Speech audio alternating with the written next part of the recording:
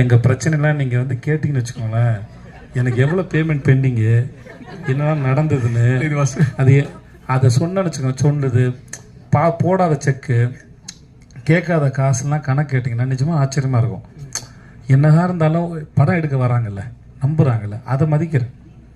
வருத்தமாக இருந்தாலும் ஒரு ஒரு படம் எடுக்க வராங்கன்ற நம்பிக்கையில் தான் அது பண்ணுறோம். அவ்வளோதான். நீங்கள் என்ன கேட்டீங்க? வெற்றி தோல்வி அந்த மனநிலை எப்படி இருக்கு? வெற்றி வரும்போது அந்த வாரம் அவங்க மனநிலை எப்படி இருக்கு? சில படங்கள் எதிர்பார்த்த அளவுக்கு போகல, அந்த வாரம் மனநிலை ஏதாவது நீங்கள் காரணத்தை அனலைஸ் பண்ணி முடிச்சிடலாங்க. வேறு ஒன்றும் கிடையாது. இப்போ சில சமயம் வந்து முன்னாடி தெரிஞ்சிடும். வேறு காரணம் வேறு ஒருத்தரால் படம் உருவாச்சுன்னா ஒருத்தர் தவறுது. ஒரு படம் பண்ணுறதுக்கு நிறைய பேர் தேவைப்படுறாங்க, தான் சூழல் தேவைப்படுது. அனலைஸ் பண்ணி பார்த்துட்டு அடுத்த முறை தப்பு பண்ணக்கூடாது அப்படின்னு மட்டும் நினச்சிக்கிறோம். அவ்வளோதான் இருக்க வழியா, மற்றபடி இல்லை. சரியாக இருந்தாலும் ஏன் இது நடந்ததுன்னு தெரிஞ்சுக்கிறதும், சரியில் இருந்த தவறு. இப்போ 96 வந்து பெரிய ஹிட் ஆச்சு. அன்றைக்கி நைட்டு வந்து பிரேம் சார் நான் ஃபோன் பண்ணேன்.